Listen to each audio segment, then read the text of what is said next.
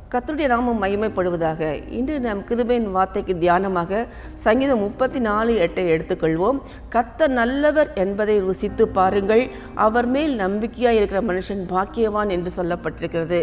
கர்த்தர் நம்முடைய வாழ்விலே நல்லவராய் இருக்கிறார். கர்த்தரை நாம் ஒவ்வொரு நாளும் நம்முடைய வாழ்க்கையிலே அவர் நல்லவர் என்பதை நாம் ருசித்து கொள்ள வேண்டும். அவரை நாம் அறிந்து கொள்ள வேண்டும்.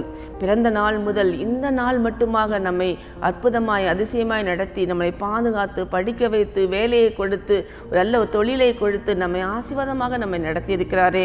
அந்த ஆசீர்வாதமான பாதையிலே நம்ம நடத்துகிற தேவன் எவ்வளவு நல்லவர். நமக்காக தன் ஜீவனையே அவர் கொடுத்திருக்கிறார். நாம் வாழும்படியாக அவர் தன் ஜீவனையே பலியாக கொடுத்து நம்முடைய பாவங்களையெல்லாம் மன்னித்து ஆழ்கடலிலே அதை எரிந்து நினையாமல் இருக்கிறார் என்று சொல்லப்பட்டிருக்கிறது. அது மட்டுமல்லாமல் என் நாமத்தினாலே நீங்கள் எதை கேட்டாலும் அதை தருவேன் என்று சொல்லியிருக்கிறார். நமக்காக பரிசுத்த ஆவியானவரை ஒரு தேற்றவரை நமக்கு அனுப்பி நம்மோடு கூட வாசம் செய்ய முடியாக, நம்மை போதிக்கு நடத்தும்படியாக, நம்மை வழிநடத்தும்படியாக ஒரு பரிசுத்த ஆவியை நமக்காக அவர் அனுப்பியிருக்கிறார். அது மாத்திரமல்ல, ஒரு நல்ல ஒரு நித்திய வாழ்வை நித்திய ஜீவனை கொடுப்பதற்கும் அவர் ஆயத்தமாயிருக்கிறார். பரலோகத்திலே நமக்காக ஒரு ஸ்தலத்தை ஆயத்தம் பண்ணி வைத்திருக்கிறார். பரலோகத்தில் செல்வதற்கு வழிகளையும் நமக்கு வேதத்திலே எழுதி வைத்திருக்கிறார். சங்கீதம் 25:8 சொல்கிறது, கர்த்தர் நல்லவரும் உத்தமருமாய் இருக்கிறார், ஆகையால் பாவிகளுக்கு வழியை தெரிவிக்கிறார். பாவத்திலே விழுந்து நரகத்துக்கு சென்று விடாதபடி, அந்த இரண்டாம் மரணமாகி அக்கினி கடலுக்கு சென்று விடாதபடி பரலோகத்துக்கு செல்லும்படியாக ஒரு நல்ல வழியை அவர் ஆயத்தம் பண்ணி வைத்திருக்கிறார். வேதத்திலே அந்த வழிகள் எல்லாம் நமக்கு கொடுக்கப்பட்டுள்ளது. நம்முடைய வாழ்வில் எவ்வளவோ நன்மைகளை அவர் நமக்கு செய்திருக்கிறார். அவர் நம்மேல் வைத்த அன்பு பெரியது. இந்த உலகத்தில் உள்ள உறவினர்கள், உற்றார்கள், நம்முடைய குடும்பத்தினர்கள் நம்மேல் அன்பு காட்டாமல் போனாலும் கர்த்தர் நம்மேல் நினைவாய்ந்து நம்மை நினைத்து அவர் நம்மேல் அன்பு காட்டுகிற தேவனாயிருக்கிறார். ஆகவே கர்த்தர் நல்லவர் என்பதை ஒவ்வொரு நாளும் நம்முடைய வாழ்க்கையிலே ருசித்து கொள்ள வேண்டும். நம்முடைய குடும்பத்தில் உள்ள ஒவ்வொருவரும் அவரை நாம் ருசித்து கொள்ள வேண்டும். தேவ பிள்ளைகள் நாம் மட்டும் அல்லாமல் நம்முடைய குடும்பத்தினரும் நம் உறவினரும் ஒவ்வொருவரும் கர்த்தர் நல்லவர் என்பதை ருசித்து கொள்ள வேண்டும். ஒரு அருமையான தாய் தகப்பன் ஒரு மகன் இருந்தார்கள். அந்த பெற்றோர்கள் மிகவும் பக்தி உள்ள ஒரு பெற்றோர்கள். ஆலயத்துக்கு தவறாமல் எல்லா கூட்டங்களிலும் கலந்து கொண்டு ஆண்டவர்களுக்கு என்ன வார்த்தை கொடுக்கிறார், என்ன ஆசீர்வாதத்தை கொடுப்பார், நாங்கள் எப்படி நடக்க வேண்டும் என்று ஆலயத்துக்கு பயபக்தியோடு தவறாமல் சென்று அவரை தொழுது கொள்கிற ஒரு பக்தி உள்ள ஒரு பெற்றோராக இருந்தார். ஆனால் அவன் மகனோ ரட்சிக்கப்படவில்லை. வாலிப மகன் ரட்சிக்கப்படவில்லை. ஆண்டவரை ஏற்றுக்கொள்ளவில்லை. ஒழுங்காக ஆலயத்துக்கு செல்ல மாட்டான், எப்பொழுதாவது செல்வான்.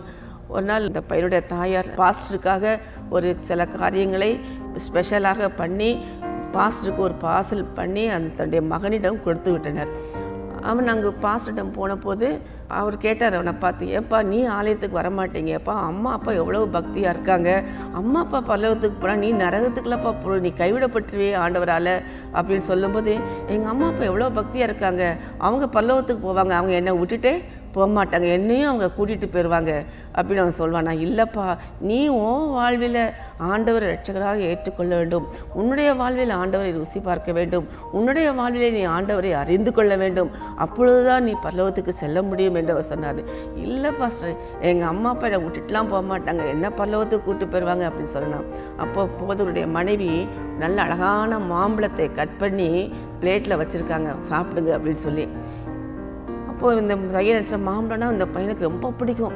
இந்த பழத்தை நமக்கு கொடுப்பார் நினச்சி இந்த போதகர்கிட்ட பார்த்துட்டே இருக்காங்க. அந்த போதகரை அவரே சாப்பிட்டு, இந்த மாம்பழம் எவ்வளோ ருசியாக இருக்குல்லப்பா, நல்ல ருசியாக இருக்குல்லப்பா, நல்ல ருசியாக இருக்குல்லப்பா அப்படின்னு சொல்லி அப்படியே சொல்லி அவரே சாப்பிட்டு முடிச்சிட்டாரு. அப்போ முடிச்சுட்டு சொன்னாராம் அவர்கிட்ட, ரொம்ப நல்லா ருசியாக இருந்ததுல்லப்பா அப்படின்னு கேட்டாரான்.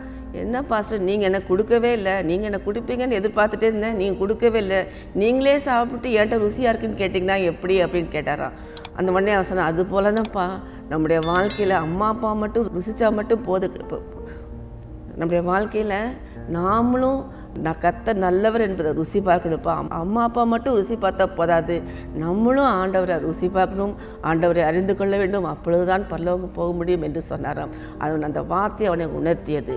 அன்பானவர்களே, நாமும் கூட ஒவ்வொரு நாளும் ஆண்டவர் நல்லவர் என்பதை ருசி பார்த்து ஆண்டவருடைய ஆசீர்வாதங்களை நன்மைகளை நாம் கர்த்தரிடத்திலிருந்து பெற்றுக்கொள்வோம். கர்த்தர் நம்மை ஆசீர்வதிப்பாராக. ஆமென்.